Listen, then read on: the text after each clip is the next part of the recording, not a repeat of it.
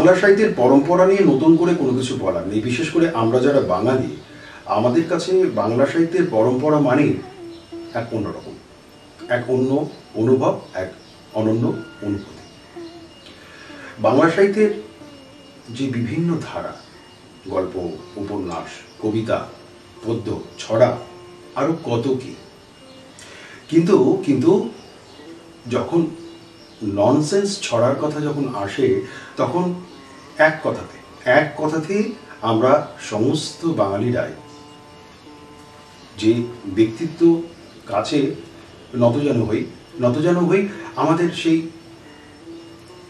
ভীষণ ভালো লাগার সাহিত্যের মানুষ সুকুমার রায়ের কাছে।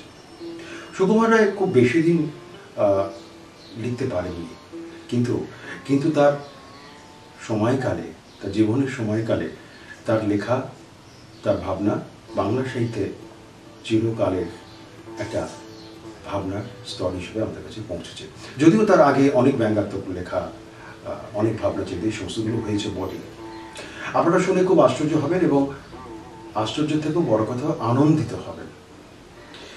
বাংলা সাহিত্যের এই বিশাল পুরুষ, বিশাল মানুষ, বিশাল ব্যক্তিত্ব সুকুমার রায়কে নিয়ে একেবারে ভিন্ন রকম, একেবারে ভিন্ন ধর্মী বাংলাতে প্রথম যিনি একটু অন্য রকমের কাজ করেছেন। আমি কাজ শব্দটাকে বলছি তার কারণ সেটা পরবর্তীতে আমরা আরো বিশ্লেষণ করব, এবং এই কাজের সাথে গবেষণা, সেই গবেষণা নিয়ে আমরা সুকুমার রায়ের লেখার পাশাপাশি তাকে অন্যরকমভাবে চিনছি, তাকে অন্যরকমভাবে জানছি। সারা পৃথিবীর বাঙালি মানুষের কাছে সুকুমার রায় যে গ্রহণযোগ্যতার জায়গাতে আছেন, যে ভালো লাগার ভালোবাসার জায়গাতে আছেন, তাকে একটু অন্যরকমভাবে গবেষণার সূত্র ধরে একটু অন্য সূত্রতায় মেলে ধরা। আজকে আমাদের সাথে রয়েছেন বিশিষ্ট লেখিকা, গবেষিকা, আমাদের খুব অত্যন্ত কাছের মানুষ, খুব প্রিয় মানুষ, অধ্যাপিকা ডক্টর সোমদত্তা ঘোষকর। নমস্কার। নমস্কার। নমস্কার। আসলে কিছু বাংলা সাহিত্যের ব্যক্তিত্বদের নিয়ে যখন কথা আমরা আড্ডা মারি, আমরা কথা বলি, তখন না আমাদের একটা অদ্ভুত শিহরণ জাগে।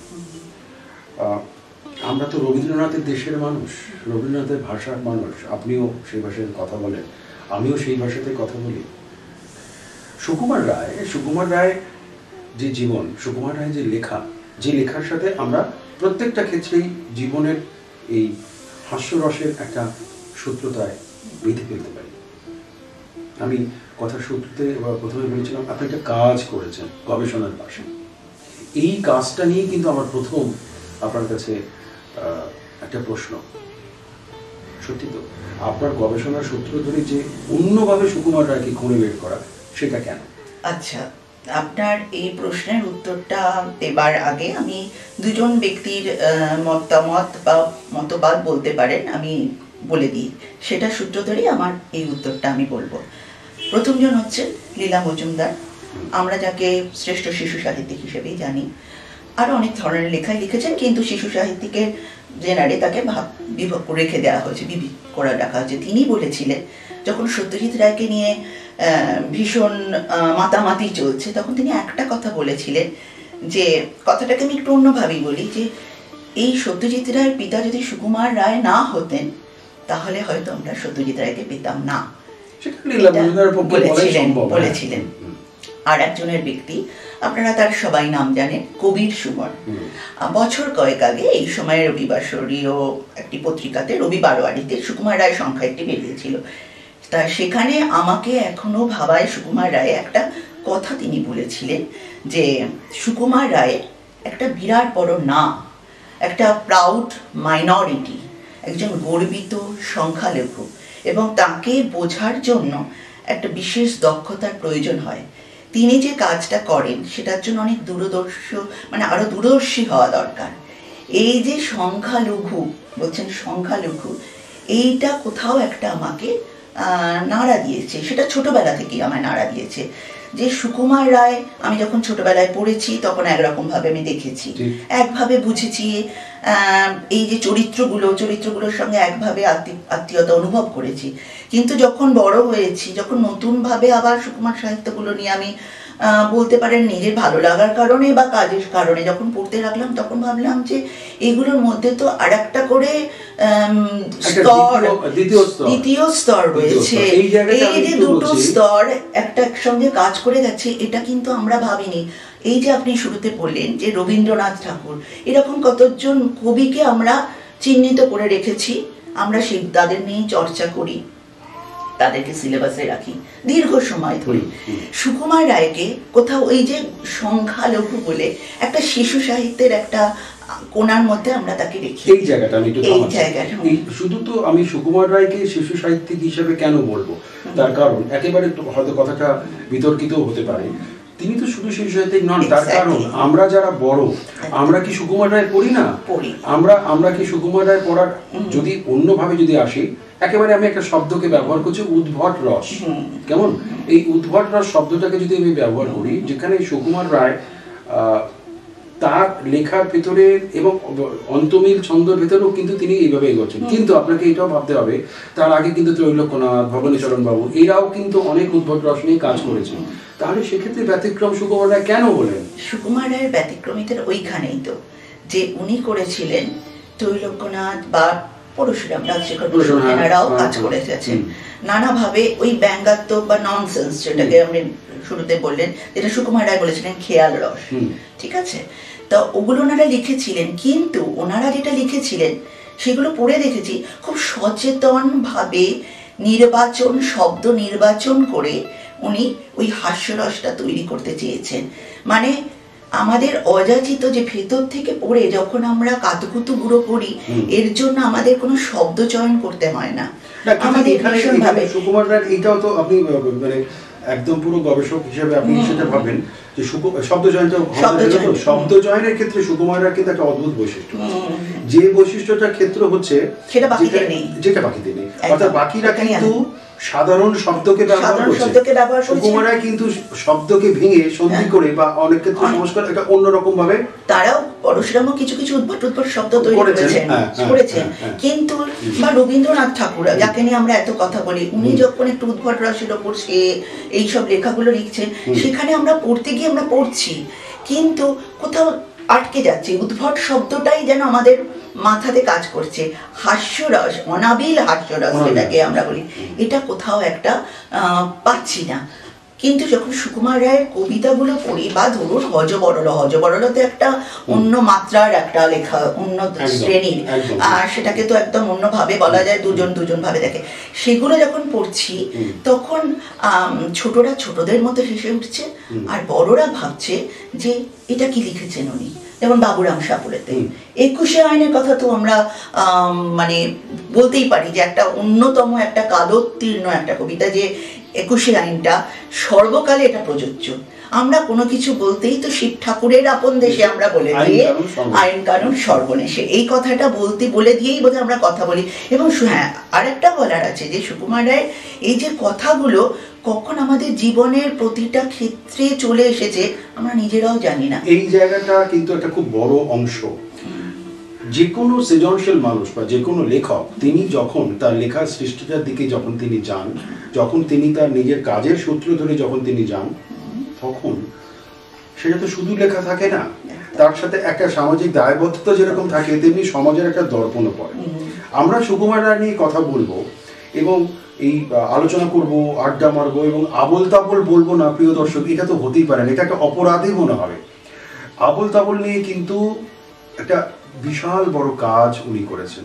আবোল তাবোলের যে ভাবনা, তার ভেতরের যে সূক্ষ্ম চিন্তাধারার যে ক্ষেত্র, সেটাকে নিয়ে কিন্তু তার কাজের একটা অন্য ধারা আছে। সত্যি কি আবোল তাবোল একেবারেই আবোল তাবোল, নাকি আবোল তাবোলের একটা অন্য সূত্র, তার সামাজিক দর্পণ দর্শন আছে? এটা কিন্তু জেনে নেওয়াটা নিঃসন্দেহের প্রয়োজন। জানবো, তবে তার আগে একটা বিরতিতে যেতে হচ্ছে। বিরতির পর ফিরে আসছি, সাথে থাকুন। প্রচার নয়, গানের প্রসারে যে সমস্ত সঙ্গীত শিল্পীরা উৎসাহী, তারা স্বাগত। আজকের গান ভালোবেসে।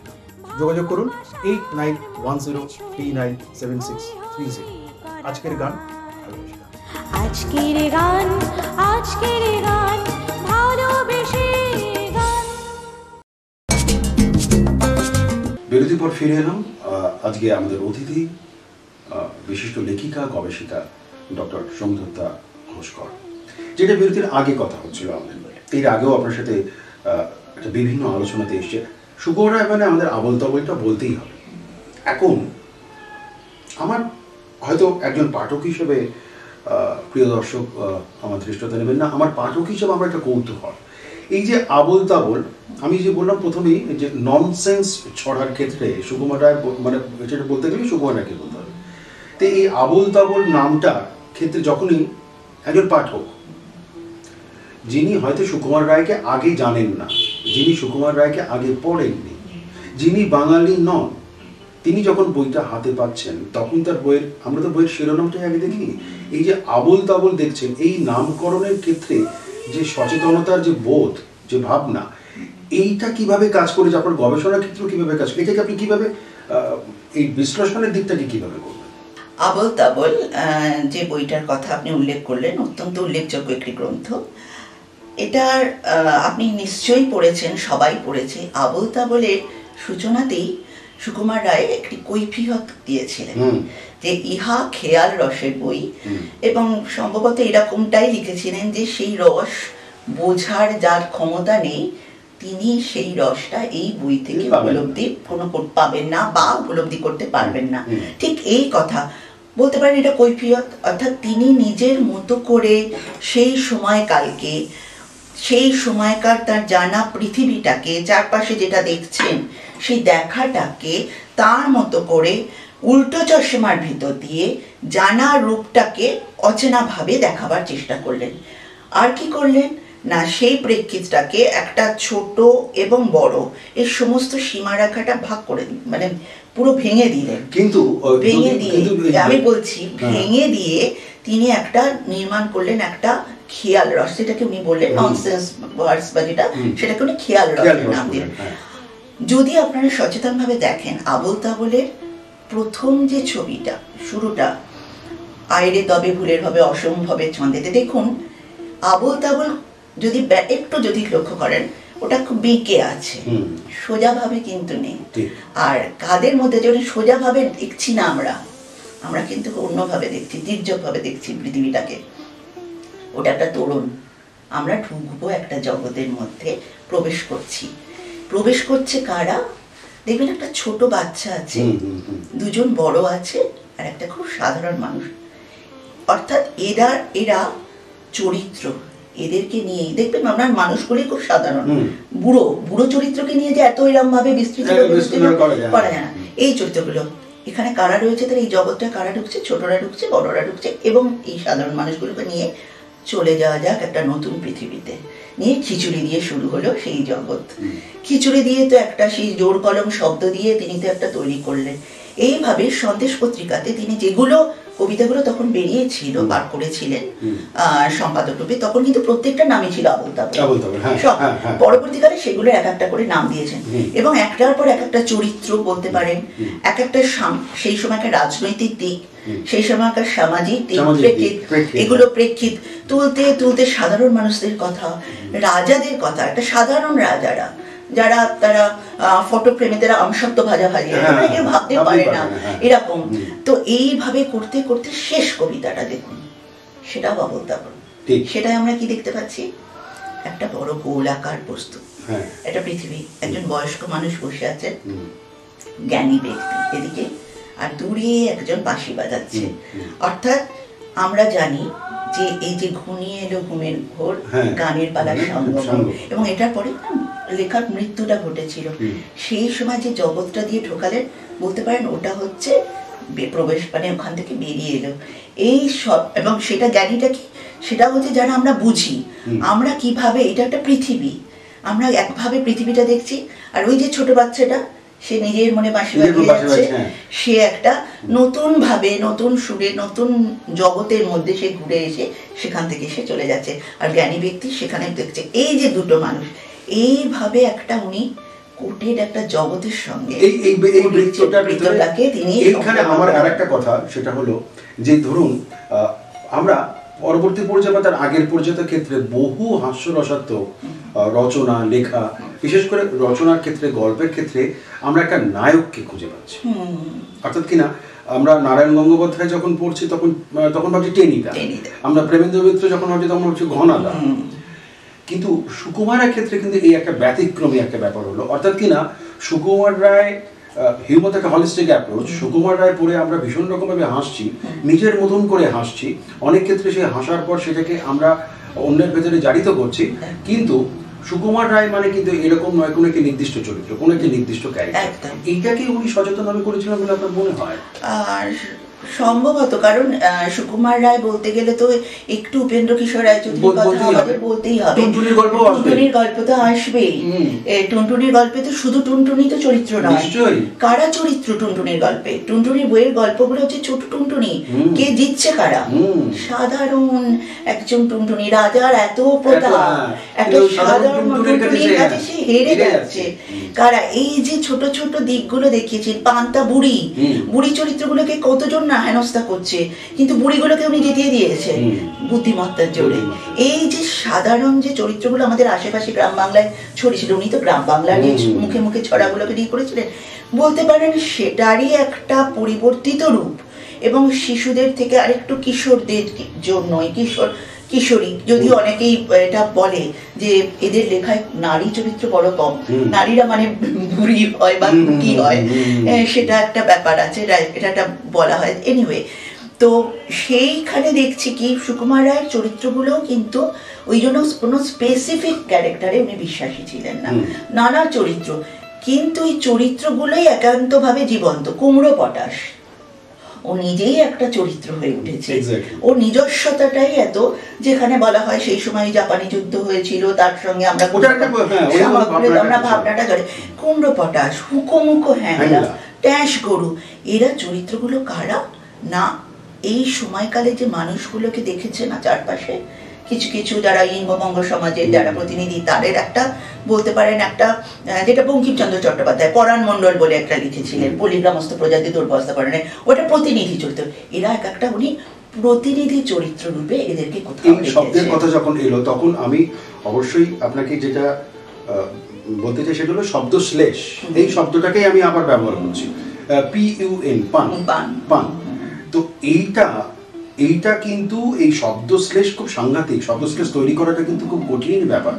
এবং তার কারণ এটা কোনো শ্রুতি নয়, এটা কোনো আবিধানিক অর্থ নয়, এবং যিনি তৈরি করছেন তিনি কিন্তু তার সেই শব্দের বিন্যাস এবং শব্দের ভাবনা অক্ষরে বিন্যাস দিয়ে কিন্তু শব্দশ্লেষ হচ্ছে। আমরা যদিও পরবর্তীতে শিবরাম চক্রবর্তীকে ওইটা দেখেছি, এটা খুব ভীষণ রকম ভাবে আমরা তাই এই শব্দশ্লেষে সুকুমার রায়ের ভূমিকাটা কিরকম ছিল, তিনি কিভাবে করতেন বলে মনে হয়? আর তিনি করতেন কি এই শব্দশ্লেষে, ওই যে আমি একটা উদাহরণ দিচ্ছি, সেটাতেই বুঝে যাবেন।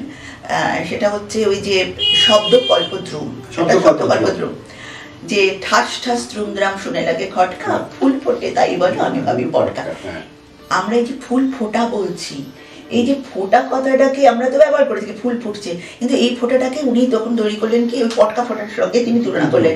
এবং এইভাবে আপনার আবল তাবল কেন, আপনি খাইতে দেখুন, পরিবেশনে দেখুন, কত ধরনের খাই, কত ধরনের দাঁড়ি বা এই যে জিনিসগুলো, ওগুলো নিজে আমরা এই যে নানা কথা ব্যবহার করে থাকি। আমরাও হয়তো যদি সেইভাবে সচেতনভাবে ভাবি, আমরা যেমন আমাদেরও অনেক কথা ব্যবহার করে থাকি, সেখান থেকে ধরে ধরে কিন্তু সেগুলো একটার সঙ্গে আমরা একটা মেলাতে পারি।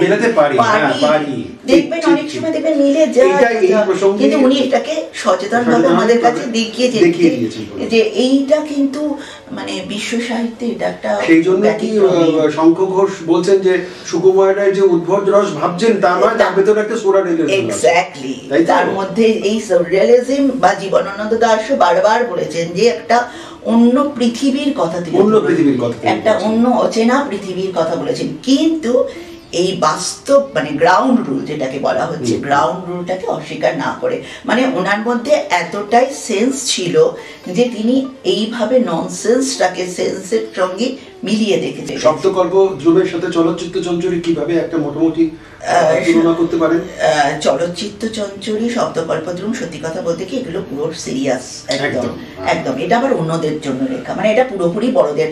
ওই যে সুকুমার রায়ের মানুষটা কিন্তু ভীষণ গম্ভীর ছিলেন, ভীষণ গম্ভীর, এবং গম্ভীর ছিলেন বলেই বোধহয় এতটা হাস্যরস তার মধ্যে থেকে দেখতে পাই। এবং যেমন চার্লি চ্যাপলিন, আমি চার্লি চ্যাপলিনের সঙ্গে রেখেছি, আমার খুব অনেক ক্ষেত্রে ছোট ছোট ক্ষেত্রে বা চার্লি চ্যাপলিনের স্ল্যাপস্টিকগুলো আমার ভীষণ মিল লেগেছে, যেভাবে মানে সেইটাই এইগুলোর মধ্যে তিনি যেটা দেখেছিলেন ওই বিশ্বভারতীতে, বিশ্ব শান্তিনিকেতনে, তখন ওই যে একটা নিয়ম নিয়ম মতে যে ব্যাপারটা ছিল, এইটা মানতে হবে, মান্যতা দিতে হবে, এই কথা বলতে হবে, মানে এত শব্দ দেখবেন, মানে ওখানে দেখতে পরিবেশের ক্ষেত্রে একটা যেটা নিয়ম শৃঙ্খলা, এই নিয়ম শৃঙ্খলা এটা কিন্তু উনি মানেনি। উনি ওনার বক্তব্য বারবার যেটা ভাষার অত্যাচার, শিল্পে অত্যুক্তি, এই যে ব্যাপারগুলো কেবলের পত্রে, এটা আমরা অন্য সুকুমার রায়কে পাই। এবং সেখানে কিন্তু বারবার বলছেন এই ভাষার অত্যাচার, ভাষাকে আমরা কেন সহজভাবে ব্যবহার করব না, কেন এত জটিলতার মধ্যে যাব, এইগুলোই কিন্তু শব্দকল্প। ওই জন্যই একদম শেষে আমি ওই ব্যাপারটায় আইলো, কারণ আমরা যখনই আমরা কোনো আলোচনার ক্ষেত্রে সুকুমার রায় আসেন, তখনই আমরা হাস্যরস, আমরা সরসতা, এই ব্যাপারগুলোকে নিয়ে আমরা প্রথমেই ভেবে বসি। আমি এই কারণে চলচ্চিত্র চঞ্চরী এবং শব্দকল্পদ্রুম এটা আসলে এই কারণেই, এই যে সিরিয়াসনেসটা, এই সিরিয়াসনেসটার ভেতরে কিন্তু একই মানুষ, ওই মানুষটা, এই একই মানুষ, ওটাই হচ্ছে আসল মানুষ, এই একই মানুষ। এবং এখানে বোধ হয় যে ওই অনেক ক্ষেত্রে সুকুমার রায়ের লেখার ভেতরে হয়তো, এটা আপনি ভালো বলতে পারবেন, হয়তো ব্ল্যাক ম্যাজিকের যে থিওরি, ব্ল্যাক হিউমার, যে আপাতভাবে যা দেখছি তা নয়, আপাতভাবে দেখে আমাকে খুব হাসি পাচ্ছে, আপাতভাবে দেখে খুব হাস্যরস আসছে, আসলে তার ভেতরে কিন্তু একটা অদ্ভুত গভীরতার নিদর্শন আছে। কিছুটা বটেই। ব্ল্যাক কমেডি যেগুলো আমরা বলি এখন, যেরকম এগুলো নিয়ে ব্ল্যাক কমেডি নিয়ে এখন প্রচুর কাজকর্ম চলছে, ব্ল্যাক কমেডি নিয়ে অসংখ্য কাজ করেছে। কিন্তু আর আমরা ওটাকে বলি স্যাটায়ার, অনেকগুলো তো কমেডি তো অনেকগুলো আছে, তা ওই স্যাটায়ার ধর্মিতাটা কিন্তু সুকুমার রায় কিন্তু বলতে পারেন কিছু জিনিস বাদ দিলে প্রায় সবকটার মধ্যেই উনি পুরোভাবে ইনজেক্ট করেছেন। আর যে সহজ ভাষার কথা বলছি, এটা আমি সত্যজিৎ রায়ের কথা না বলে পারছি না, এই সহজ ভাষায় বলা গুপি গায়েন বাঘাবাইনে যদি দেখবেন, যদি আপনার মনে হয় যে ওই যে রাজসভায় সবাই বিশেষজ্ঞরা এসেছে, পণ্ডিত মানুষরা এসেছে, তারা নানা রকম গান গাইছে, রাজামশাই ঘুমিয়ে পড়ছেন, যখন সহজ ভাষায় যখন গুপি উঠে গাইল তখন একটা প্রাণ এলো। এই যে বাংলা ভাষার প্রাণ, বাংলা ভাষার সুর, এই যে মাধুর্য, এটা সত্যজিৎ রায় যেমন দেখিয়েছেন, সুকুমার রায়ের ক্ষেত্রেও আমরা এই বাংলা ভাষাটাকে ভীষণভাবে অন্য রকমভাবে এই মাধুর্যটাকে তিনি তুলে ধরেছেন তার মতো করে। এটা উপেন্দ্র কিশোরের মধ্যেও আমরা সেটা কিন্তু পেয়েছি। এই বাংলা ভাষাটাকে নিয়ে এবার তার বলার ধরনটা হচ্ছে স্যাটার, কিন্তু দেখবেন স্যাটার করছেন এটা কখনো না, সহজ ভাষায় বলছেন, কিন্তু যে বোঝেন সে বুঝবে। ভীষণ ভালো লাগার একটা কথা হলো, তবে যদিও একটা পর্বতে সমস্ত শেষ হয় না, কথা শেষ হয় না, বিশেষ করে যখন সুকুমার রায় আসেন তখন তো সেই বিষয় নিয়ে তো আরো বিষয় নিয়ে কথা বলার ইচ্ছা থাকে, কিন্তু সময়ের কাছে বাধা বলে আজকে এই পর্বে শেষ করতে হচ্ছে। প্রিয় দর্শক, এই অনুষ্ঠান প্রচুর দর্শক এখন দেখলেন এবং পরবর্তী পর্যায়ে এই অনুষ্ঠান অবশ্যই ইউটিউবে থাকছে, আপনারা আপনাদের মতামত জানাবেন। সুকুমার রায় বাঙালির গর্ব, আমরা খুব গর্বিত বোধ করি এবং এই গর্বতার সূত্রটা ধরে আমাদের এই আলোচনাও আমাদের কাছে খুব নিজেদের কাছে খুব গর্বিত বোধ করছি, যেখানে আলোচনা আড্ডার একটা সুকুমার রায় আসছে। খুব ভালো থাকবেন। পরবর্তী পর্যায়ে অবশ্যই আমাদের সুকুমার রায় এবং আপনার অন্য লেখার ভাবনা নিয়ে যে রহস্য এই পর্বে প্রতীত করে গেলাম, সেই রহস্য থাকছে। খুব ভালো থাকবেন, ধন্যবাদ। সুকুমার রায় আমাদের সকলের প্রিয় এক ব্যক্তি, মানুষ, বাঙালির গর্ব জায়গা তিনি। সেই সুকুমার রায়কে আমরা একরকমভাবে দেখতে অভ্যস্ত, কিন্তু এই সুকুমার রায়ের, চেনা সুকুমার রায়ের মধ্যে আর এক অচেনা সুকুমার রায় লুকিয়ে আছে। সেই অচেনা সুকুমার রায়কে আমি তুলে ধরার চেষ্টা করেছি আমার লেখনীর মধ্যে, যাতে বর্তমান প্রজন্মের যারা রয়েছেন বর্তমান প্রজন্মের নাগরিকরা, তারা যেন নতুনভাবে সুকুমার রায়কে জানেন, চেনেন সেটা জানানোর প্রয়াস করেছি মাত্র। আপনাদের কাছে আমার একান্ত নিবেদন রইল যে আপনারা সুকুমার রায়কে নতুনভাবে জানুন, আবিষ্কার করুন এবং নতুনভাবে মূল্যায়ন করুন, কারণ তিনি আমাদের জীবনের একটি অন্যতম ভালো লাগার মানুষ। শুধুমাত্র বাঙালি হিসেবে না, আন্তর্জাতিক স্তরেও যে সকল বাঙালিরা আছে তাদের মধ্যেও সুকুমার রায় কিন্তু ভীষণভাবে রয়েছেন। সেই রটা যেন সম্পূর্ণ সুকুমার রায়কে নিয়ে আমরা চর্চা করে থাকি, সেটুকুই করার প্রয়াস করেছি মাত্র। এইটুকুই অনুরোধ রইল, আপনারা সুকুমার রায়কে নতুনভাবে জানার চেষ্টা করুন। সবাই ভালো থাকবেন, নমস্কার।